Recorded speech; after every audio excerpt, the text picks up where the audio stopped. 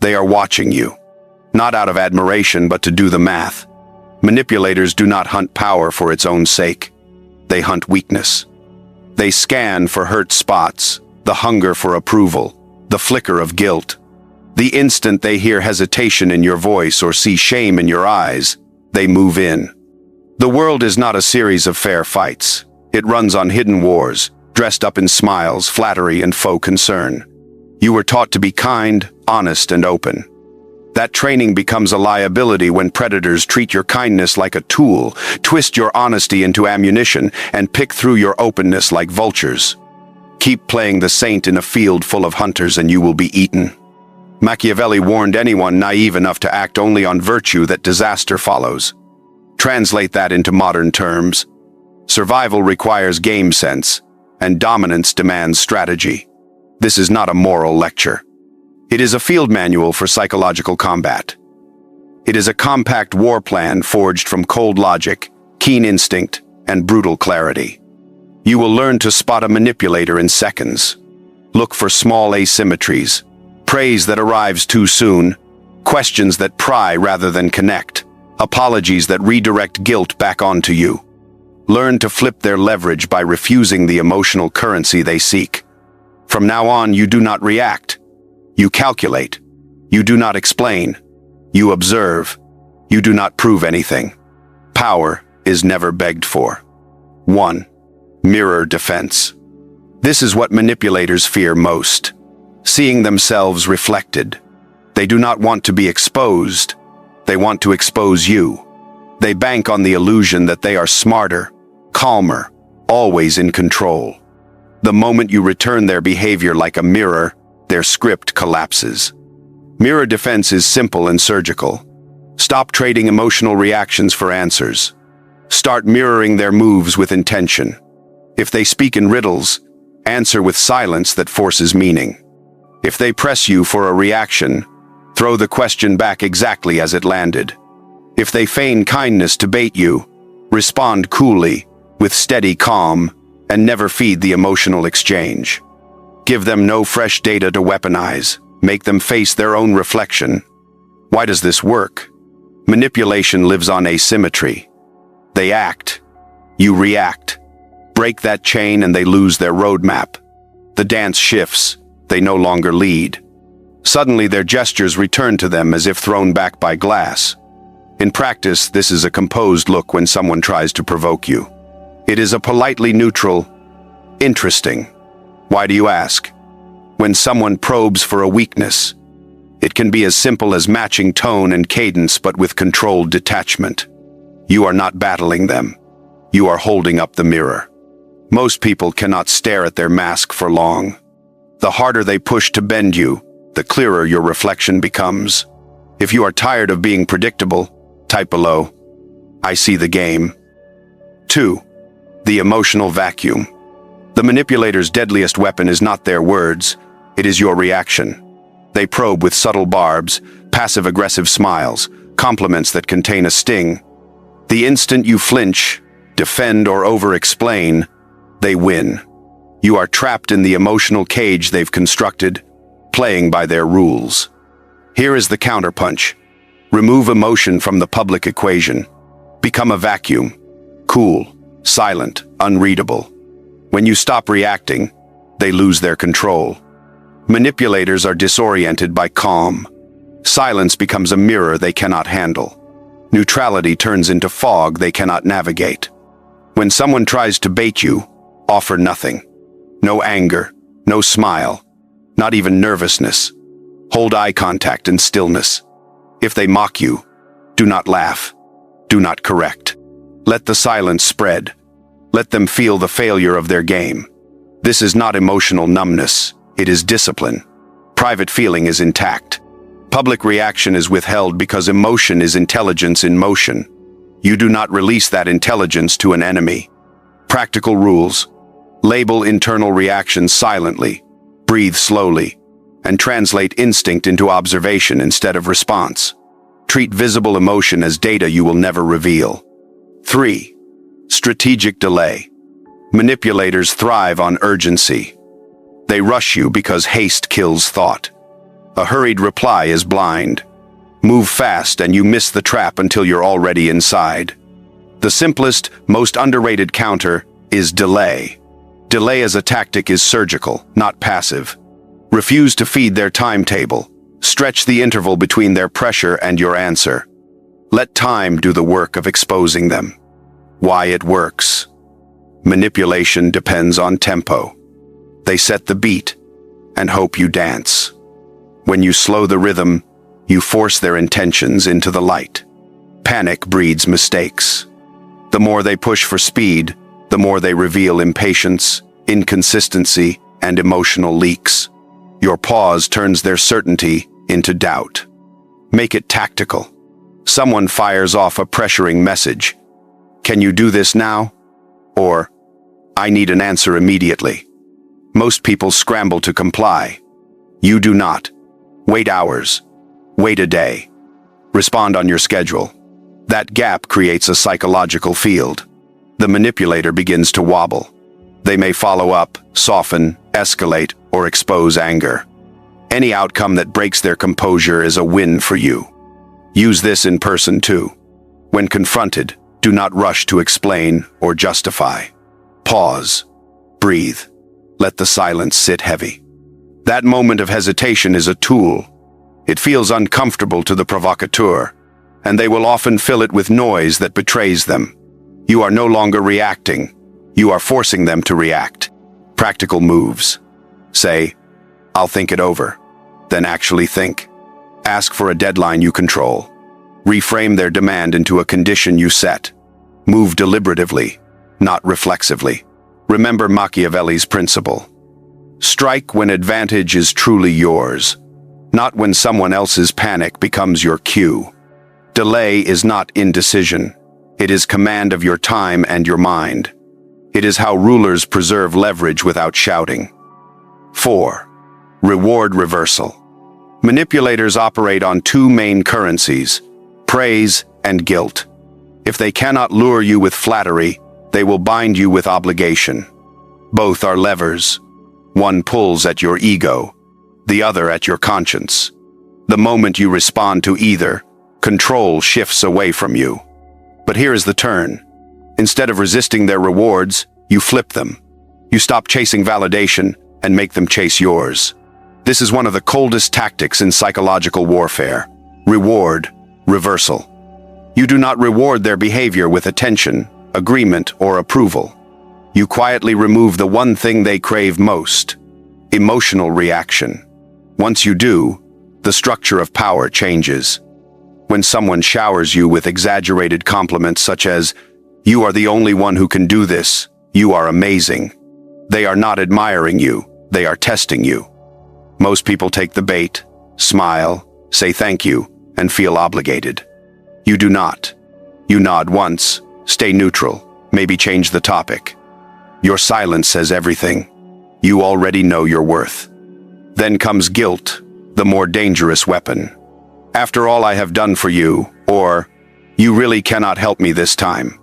This is not morality. It is emotional manipulation wrapped in virtue. The counter is calm and minimal. You say, "Not this time," and move forward. You do not explain. You do not defend. Defending yourself only confirms guilt. Reward reversal cuts that chain by removing the emotional fuel. Here is the core truth. People are addicted to recognition, especially manipulators. They feed on being seen, heard, and obeyed. When you become the source of recognition and begin to control its flow, they lose balance. You decide when it is given, how it is given, and if it is given at all. Imagine this. During a meeting, a manipulative coworker takes credit for your work, expecting anger or silence. You give neither. Instead, you publicly praise another teammate for their contribution, ignoring the manipulator completely. That single move reverses the reward. You deny them the spotlight and redirect power where you choose. That is dominance without conflict. Reward reversal turns you into the one who defines the frame. You no longer react within their story. You create your own. You stop seeking attention and become the force others quietly seek approval from. Remember this always. Recognition is power, and whoever controls it commands the room. 5. The armor of ambiguity. Clarity makes you predictable. Ambiguity makes you dangerous. Manipulators study people like blueprints. They track your patterns, test your tone, and probe with harmless-looking questions. What are you thinking? Why didn't you answer right away? What's your next move? They are not searching for truth. They are mapping your mind.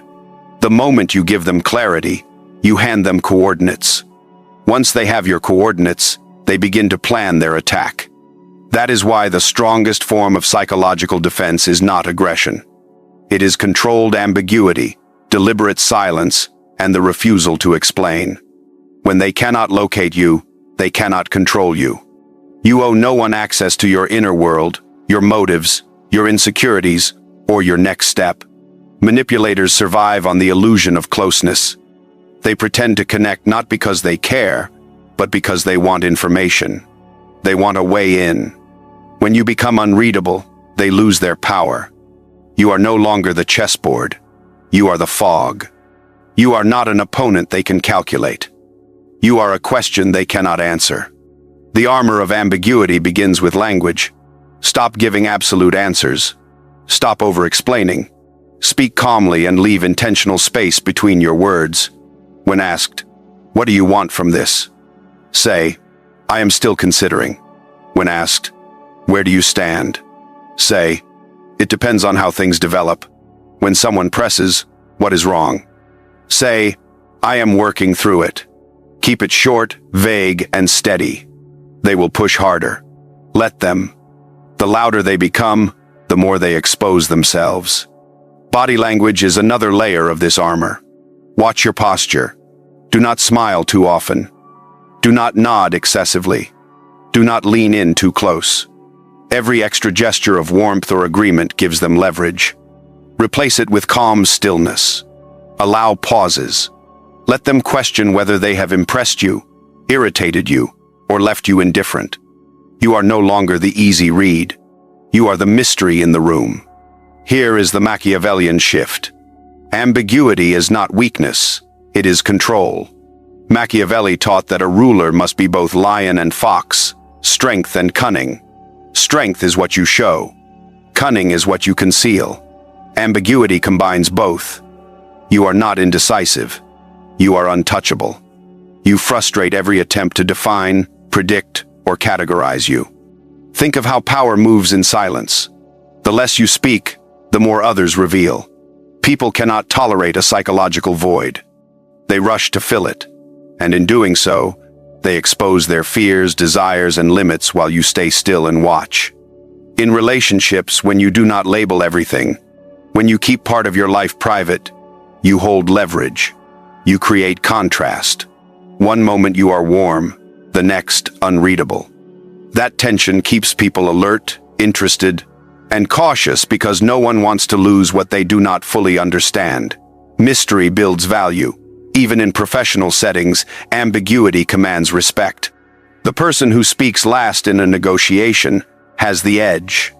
The one who keeps intentions hidden makes others guess, and guessing breeds hesitation. In leadership, this is not coldness. It is design.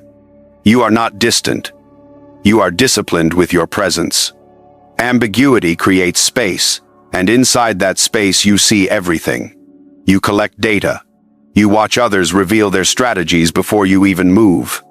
You become a psychological shadow, always present but never defined. So when someone demands clarity, pause. When you feel the urge to explain, resist it. The more they seek to understand you, the more you hold back, not out of fear, but out of mastery. In a world full of noise and false transparency, there is nothing more powerful than a person no one can fully read. 6. The threat of exit. The power of a manipulator ends the moment they believe you can walk away and truly mean it. Most people stay in the game too long. They argue, they plead, they try to make sense of bad behavior, hoping to fix a relationship, a deal, or a situation. But manipulators feed on that attachment. They gamble on your fear of losing connection. They test how far they can push before you break. The instant you stop clinging, stop proving, stop explaining, you become a psychological threat. That is when the threat of exit comes alive. It is quiet. It is not an announcement. It is a calm, silent possibility that lives in your presence. I am not bound to this. I do not need this. I am here because I choose to be, and I can leave just as easily. That idea alone unravels manipulators because they do not operate from real power. They operate from control through dependence. They trap you emotionally, financially, or socially. They make leaving feel like dying. But when you detach, they panic. Detachment terrifies manipulators because it makes you unreadable. You stop reacting to their pressure. You no longer chase their approval. You stop clinging to the relationship or the outcome. You stay composed, focused, and ready to disappear without warning. That calm readiness becomes unbreakable leverage. Bring this into real life. In a toxic relationship, a manipulator might make you feel guilty every time you set a boundary. You say no, and they respond, "So you don't care about me?" You take space, and they sigh, "I guess I'm not a priority." The goal is to make you question your limits and feel ashamed for having them. But one day, you do not explain. You do not argue. You do not cry. You simply say, "All right." Then you vanish for a few days. No calls, no texts, just absence. That silence burns.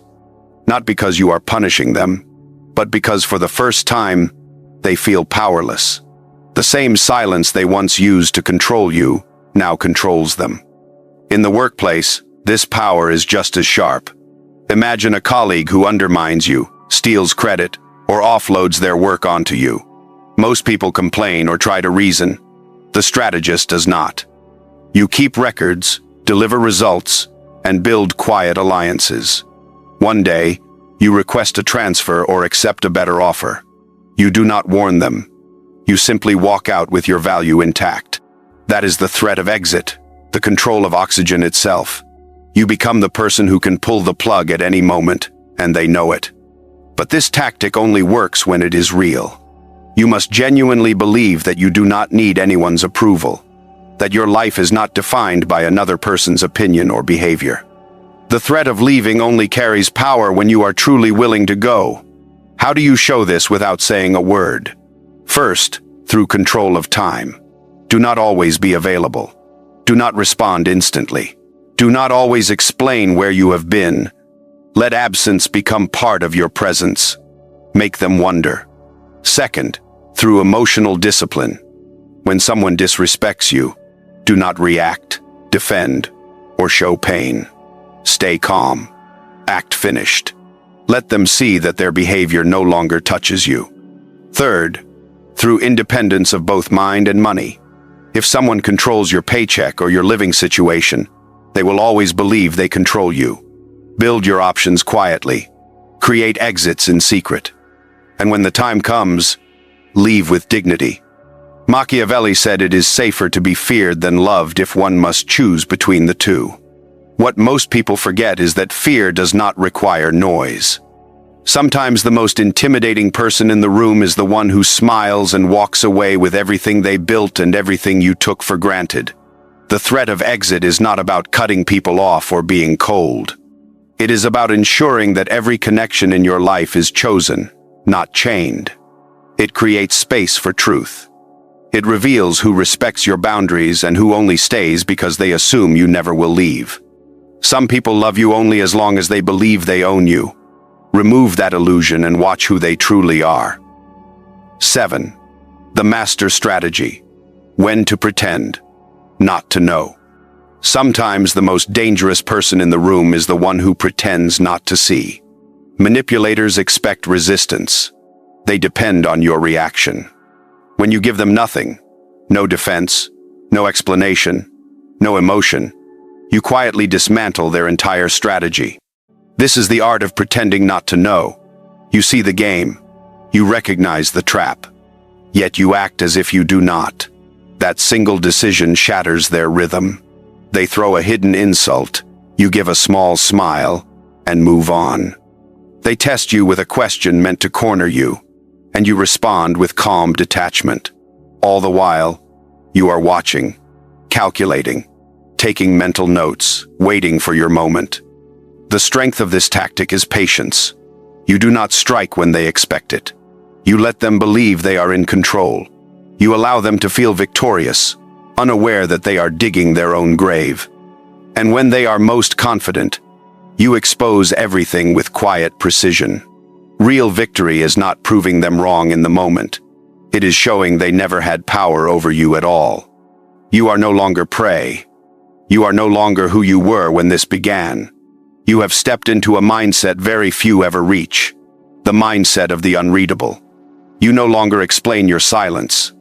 You no longer justify your distance. You do not flinch when someone provokes you, because you understand what manipulators fear the most. Power does not chase, it decides. You have stopped being an emotional supplier for those who fed on your reactions. You have killed the need to please, to repair, to explain. In its place, you have built stillness, precision, and cold awareness. Now you speak with intention, or you do not speak at all. You walk into any room without seeking permission to belong. Others adapt to your presence, not the other way around. When a manipulator tries to use their old tricks, you do not fight. You erase them with indifference. That is power in its purest form. That is psychological dominance. You do not seek recognition anymore. You have replaced it with command. You are no longer baited, drained, or exposed. To those who once thought they understood you, you are now a ghost, untouchable and unreadable. And for a manipulator, nothing is more terrifying than a person they cannot predict or control. If you have reached that state, write in the comments, "I cannot be read. I am untouchable." This is the side signal. Like, subscribe, and turn on notifications. Your war begins now, and this time, you are the one holding the strings.